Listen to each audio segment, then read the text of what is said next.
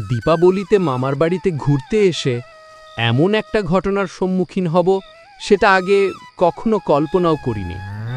পুজোর দিনগুলোর কোলাহল, হাসি, আনন্দ সব এখন নিঃশব্দে মিলিয়ে গেছে।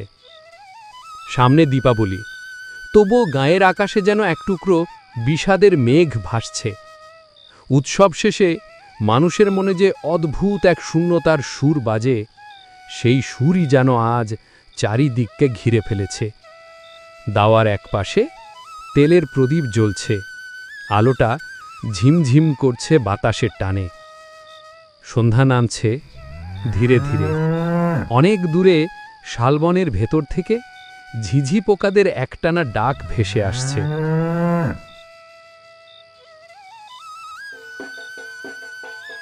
মামাবাড়ির দাওয়ায় আমরা তিনজন বসে আছি। আমি সুদীপ, ওরা আমার মামাতো ভাই বোন।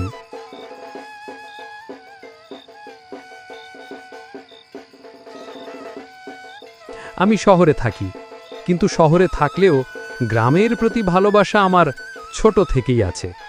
তাই প্রতি বছর এই সময়টা এলেই আমি মামার বাড়ি চলে আসি। এবারও তাই। দুর্গাপুজো, লক্ষ্মী পুজো পেরিয়ে সামনেই কালী পুজো। আমরা সবাই ঠিক করেছি এইবার পুজোগুলো গ্রামেই কাটাবো, আর পাড়ার মাঠে ঘুরে বেড়াবো, আড্ডা দেব, আর সন্ধ্যায় প্রদীপ জ্বালাবো। এদিকে আজ আবার ভূত চতুর্দশীর রাত। বলে এই রাতে ভূত প্রেতরা নাকি অবাধে ঘুরে বেড়ায়। কেউ কেউ নাকি বলে মরা আত্মারা আজ রাতে নিজেদের পুরনো ঘর ধরে ফিরে আসে, প্রিয়জনদের পাশে নিঃশব্দে দাঁড়িয়ে থাকে। আমাদের তিনজনের মধ্যে অমিত হঠাৎই প্রশ্ন করল, আচ্ছা দাদু, এই ভূত চতুর্দশীর রাতটা আসলে কিসের জন্য পালন করা হয়? দাদু তখন দাওয়ার একপাশে বসে পান চিবোচ্ছেন। তিনি মুখ তুলে ধীরে ধীরে বললেন, শোনো তাহলে, এই সময়টায় ঋতু পরিবর্তনের মুহূর্ত। শরীর দুর্বল হয়ে পড়ে, তাই 14 রকমের শাক খাওয়ার রীতি আছে শরীরের রোগ প্রতিরোধ ক্ষমতা বাড়ানোর জন্য। আবার অনেকেই বলে আজকে রাতে 14 পুরুষ আমাদের ঘরে ফিরে আসে, তাই 14টা প্রদীপ জ্বালানো হয় তাদের আত্মাকে পথ দেখাতে। দাদু কথা শেষ করে নিঃশব্দে দাওয়ার দিকে তাকালেন। আমি হেসে মাঝখান থেকে বললাম, দাদু, এই সবটুকুই তো আমরা জানি, তবে এসব লোক কথা আর বিশ্বাসের বাধা যুক্তি কথা সবই মানুষের কল্পনা। তা তোমার মন যতটাই দুর্বল হবে ততটাই তারা তোমার মনে বাসা বাঁধবে। দাদু মুখে কিছু আর বললেন না, শুধু শুকনা এক হাসি হাসলেন। তারপর লাঠিতে ভর করে ধীরে ধীরে ঘরের দিকে এগিয়ে গেলেন।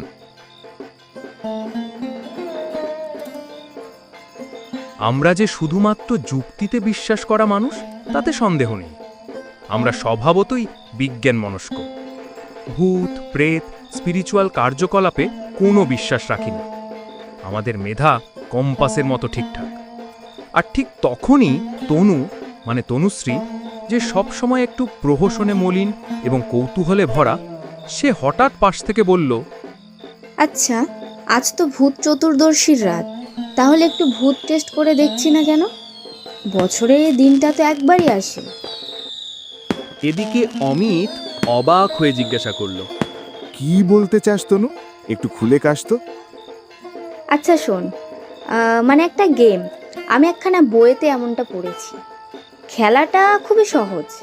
কাউকে বেছে নিতে হবে, এমন একজনকে যে অপ্রত্যাশিতভাবে বা দুর্ঘটনায় মারা গেছে। তার জীবনের শেষ অধ্যায়টা ধীরে ধীরে বলতে হবে। সে অনুবর্তিত কথোপকথন বলার সময় এমন কিছু পরিবর্তন স্পর্শ করা যায়, যেমন বাতাসে বয়ে যাওয়া হঠাৎ ঠান্ডা লাগা, মোমবাতির আলো নিভে যাওয়া, কানের পাশে কারোর ফিসফিসানি আওয়াজ শুনতে পাওয়া। আমরা দুজন তনুর কথা শুনে একে অপরের দিকে তাকালাম। আমি এসব ভূত প্রেত মানি না, কিন্তু আজ ভূত দেখার ইচ্ছেটা যেন কোথাও মনে উকি দিতে লাগলো। আমরা একে একে রাজি হলাম এই প্রস্তাবে। চারিদিকে প্রদীপের মৃদু আলো, বাতাসে একটা ধোঁয়াটে ঘ্রাণ। আমরা ঠিক করলাম প্রথমে সহজ কাহিনী বলবে কেউ একজন, তারপর পরপর সবাই একে একে ঘটনা শোনাবে। আর যে অপরিবর্তনীয় অনুভূতিটা প্রথমে আসবে সেটাই গ্রহণ করা হবে পরীক্ষার ফল। কেবল শব্দ নয়, পরিবেশের ক্ষুদ্রতম বদলও আমরা নিবিড়ভাবে লক্ষ্য করব। আর এই পরীক্ষা করার জন্য যেতে হবে নিরিবিলি জায়গায়। আমরা ঠিক করলাম কয়েকটা মোমবাতি নিয়ে পালবাবুর বাড়ির পাশে, যেখানে ঘনা জেঠার চায়ের দোকানটার সামনে মাচাটা রয়েছে, সেখানেই গিয়ে এই খেলাটা খেলা হবে। রাতের বেলায় দোকানটা বন্ধ থাকে, সেখানে ডিস্টার্ব করার মতো কেউ থাকবে না। রাত তখন প্রায় 9টা ছুঁই ছুঁই। বাড়ির রান্নাঘর থেকে ভেসে আসছে গরম ভাত, পোস্ত আর তরকারির গন্ধ। খাওয়া দাওয়া সেরে আমরা 3 জনই উঠোনে এসে দাঁড়ালাম। গ্রাম বাংলায় রাত 9টা মানেই গভীর রাত। মানুষ তখন বিছানায় উঠে গেছে, ঘরে ঘরে প্রদীপ নিভে এসেছে। তবে মামাবাড়ির উঠোনে এখনও কিছুটা প্রাণ আছে। সুবোধ পাল, যিনি বহু বছর ধরে এই বাড়ির মিষ্টি বানানোর কাজে আছেন, প্রধান ফটকের পাশে একটা চেয়ারে বসেছিলেন। তিনি আমাদের বেরোতে দেখে বললেন, কোথায় যাচ্ছেন ছোট বাবুরা? এই তো কাকা, একটু হাঁটতে যাচ্ছি। এই খাওয়া দাওয়া করে বসে থাকলে হজম হয় না একেবারে। একটু পায়চারি না করলে রাতে ঘুম হয় না, বুঝলে? ঠিক আছে, যান, কিন্তু মনে রাখবেন আজ ভূত চতুর্দশী রাত, বেশি দূরে যাবেন না। ওই দিকটাই শ্মশানটা কাছেই, তাই ওই দিকে যাবেন না। কাকু চিন্তা করবেন না, এই মাচা পর্যন্তই যাব, তারপর ফিরে আসব। এই বলে আমরা 3 জনেই বেরিয়ে পড়লাম। পায়ের নিচে শুকনো পাতা মচমচ শব্দ তুলছে। দূরের বাঁশবাগানের দিক থেকে হালকা বাতাসে ভেসে আসছে প্যাঁচার ডাক। চাঁদ নেই, আকাশ ঘন কালো, চারপাশ নিঝুম।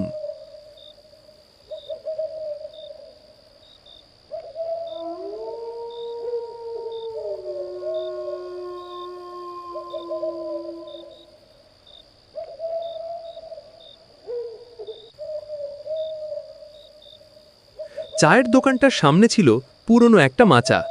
মাচার ভেতরে ঢুকে দেখলাম জায়গাটা একেবারে ফাঁকা। কেবল পুরনো কাঠের একটা মোড়া পড়ে আছে, পাশে কিছু ছেঁড়া চট, আর বাতাসে কেমন একটা গন্ধ। অমিত ব্যাগ থেকে 3টি মোমবাতি বের করল, আর একটা ছোট কাঠের বোর্ড এনে মোড়াটার উপর রাখল।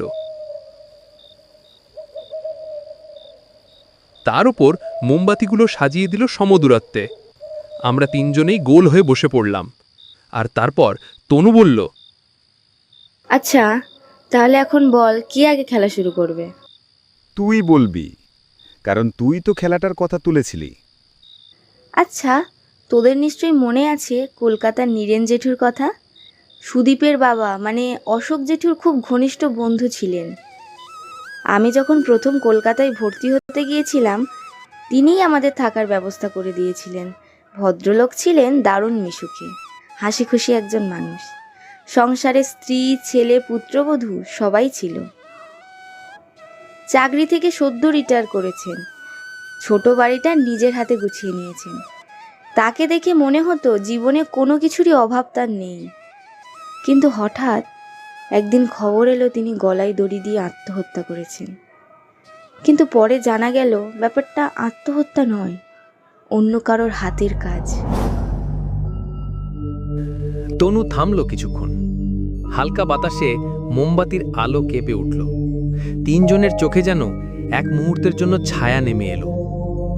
তারপর তনু নিচু গলায় বলল, আচ্ছা নীরেন জেঠু, যদি আপনি সত্যিই আমাদের আশপাশে থাকেন, আর সত্যিই যদি আপনার মৃত্যু আত্মহত্যা নয়, হত্যা হয়েছিল, তাহলে এই 3টি মোমবাতির মধ্যে একটি নিভিয়ে দিন। আমাদের জানান যে আমরা কেউ ভুল শুনিনি। আমরা সবাই নিঃশব্দে অপেক্ষা করলাম। মোমবাতির শিখাগুলো কাঁপছে, কিন্তু নিভছে না। একটা হাওয়া বয়ে গেল, আবার যেন থেমে গেল।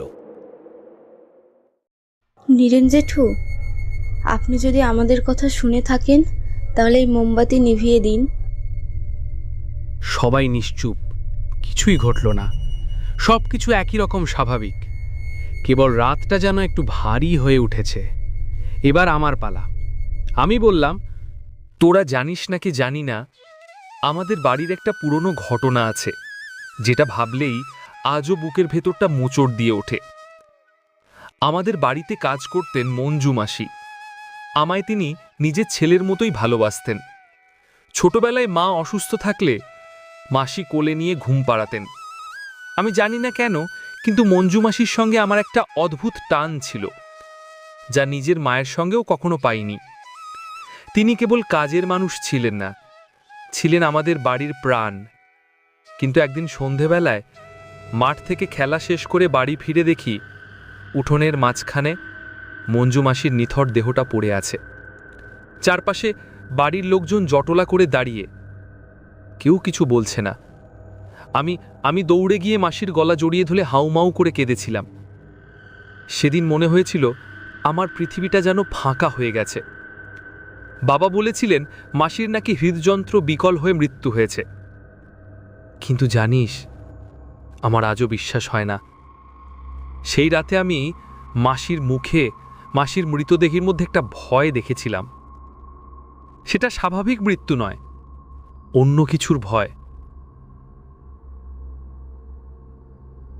মঞ্জু মাসি, তুমি যদি এখানেই থেকে থাকো, যদি সত্যি আমাদের আশেপাশে থেকে যাও, তাহলে এই মোমবাতিগুলোর মধ্যে একটা নিভিয়ে দাও। আর যদি তোমার মৃত্যুটা স্বাভাবিক হয়, তাহলে আমায় আশ্বস্ত করো।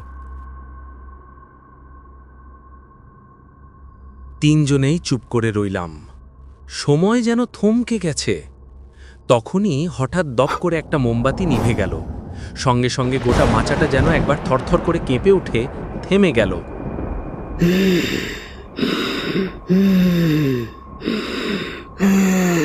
হঠাৎ তনুর শরীরটা সামনে পেছনে দুলে উঠল, চোখ উল্টে সাদা হয়ে গেল, ঠোঁটের ফাঁক দিয়ে বেরিয়ে এলো এক ভয়ঙ্কর কণ্ঠস্বর।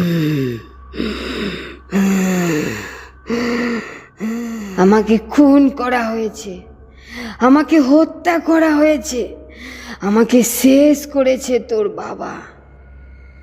তনুর শরীরটা কাঁপছে, মুখে বিকৃত ছায়া, ঠোঁট থেকে নিরন্তর গড়গড় শব্দ বেরোচ্ছে। আমি কাঁপা গলায় বললাম, মঞ্জু মাসি, তুমি তাহলে এসেছো? কি হয়েছিল বলো, স্পষ্ট করে বলো। তোর বাবা অনেক বছর নিঃসন্তান ছিল। অনেক তাবিজ কবজ আর ঝাড়ফুঁক করেও কোনো সন্তান হচ্ছিল না।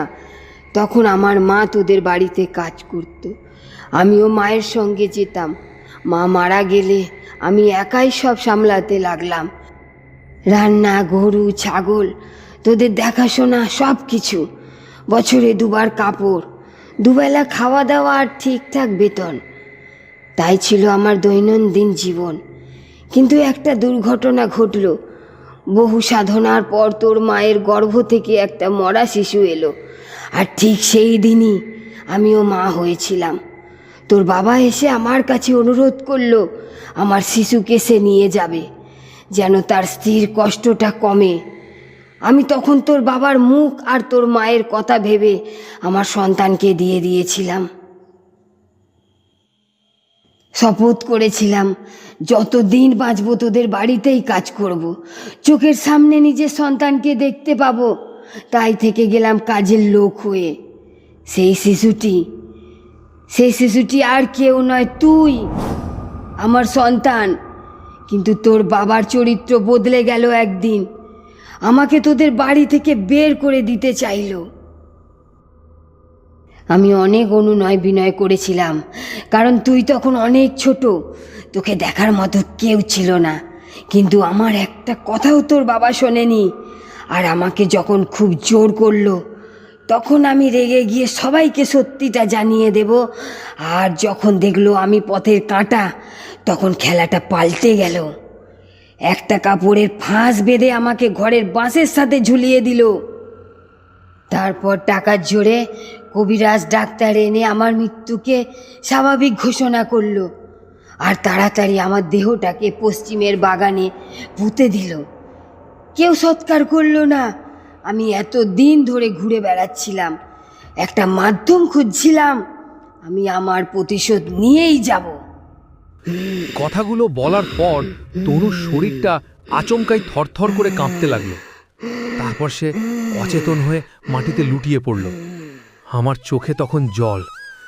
আজ আমি জানতে পারলাম মঞ্জু মাসি ছিল আমার প্রকৃত মা, আর শ্যামল কাকা যে মাঝে মাঝে বাড়িতে আসতো, ওই নিরীহ চরিত্রের লোকটা ছিল আমার বাবা। সেই উপলব্ধিতে মিশে গেল বেদনা, লজ্জাও। রাতে বিছানায় শুয়েও ঘুমোতে পারিনি। তবু যেন রাতটা কেটে গেল কোনো রকমে। কিন্তু ভোর হতে না হতেই বাড়িটা কেঁপে উঠল। বাইরে উঠোনে চিৎকার চেঁচামেচি, নারীদের কান্নার শব্দ। আমার মা হাউ মাউ করে কাঁদছে।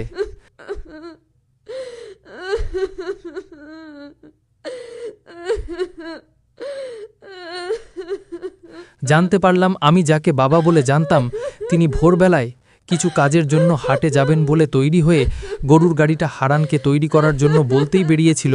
কিন্তু এমন সময় হঠাৎ এক চিৎকার শুনে সবাই বাইরে বেরিয়ে এসে দেখে তিনি পড়ে আছেন মাটিতে।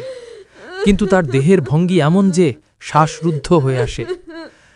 সারা শরীরটা নিখুঁত, কোনো আঘাত নেই, কেবল ঘাড়ের কাছ থেকে মাথাটা দুবার পাক খেয়েছে। আমার হাত পা ঠান্ডা হয়ে গেল। সকালের রোদ মোমের মতো গলে পড়ছে সেই বিকৃত দেহের উপর, আর বাতাসে ভাসছে তাজা রক্তের কাঁচা গন্ধ। এমন সময় আমি দেখলাম দরজার কাছে দাঁড়িয়ে আছে তনু। দেহটা সোজা, হাত দুটো নিস্তেজভাবে নিচে ঝুলছে, চোখ দুটো অস্বাভাবিক রকমে জ্বলছে, ঠোঁটের কোণে একটা অদ্ভুত তৃপ্তির হাসি।